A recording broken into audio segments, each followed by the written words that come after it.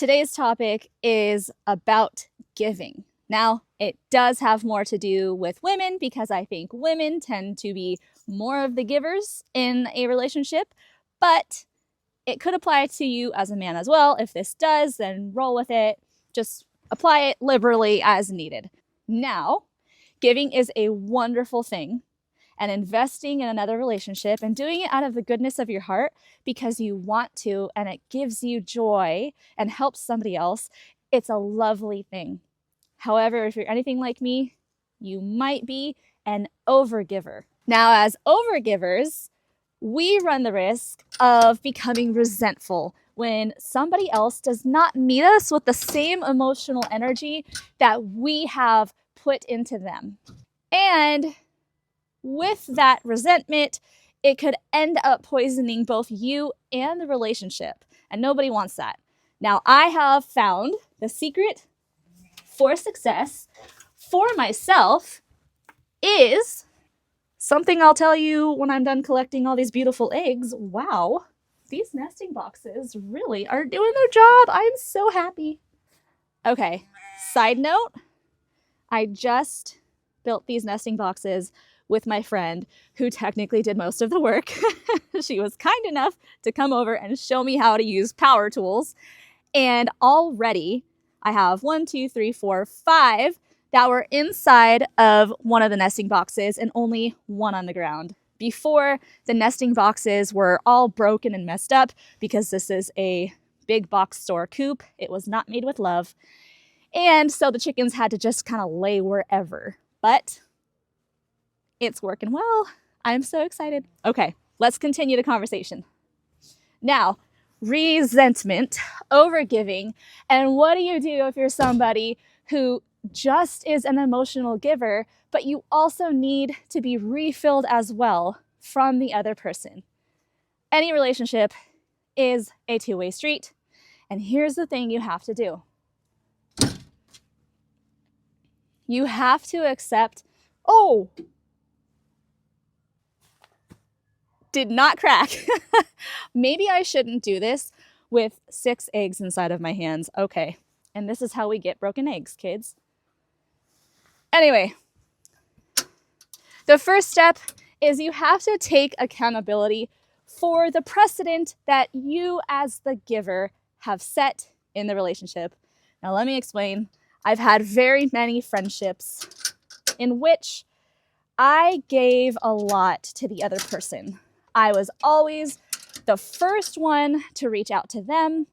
I was always the one asking them how they're doing, trying to ask about their day or about whatever issue that they told me about last time, and really trying to meet their needs from a more nurturing point of view. And it's because I love to do that. That's something that, to me, is a way that I can show somebody else that I am invested in you, I am interested in you, you are worthy and valuable, and I would like to feed into that possibly untapped emotional place that you have, because a lot of my friends are also moms, and so we don't typically get the same nurturing that we put out.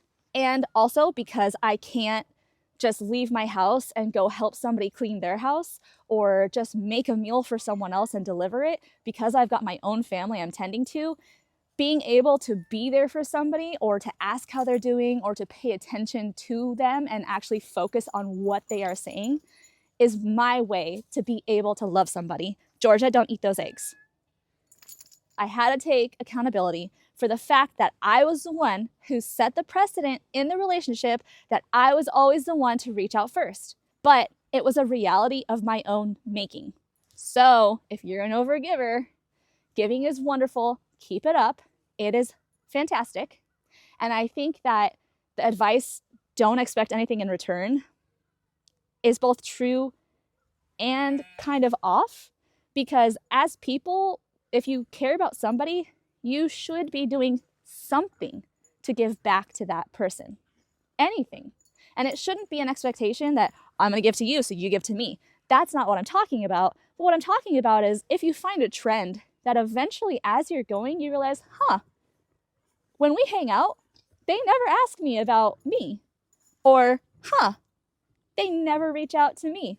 I'm always the one reaching out to them. And even though they do really enjoy your company, maybe they are comfortable with the status quo, even if you're not. Because again, you are the one who set the standard.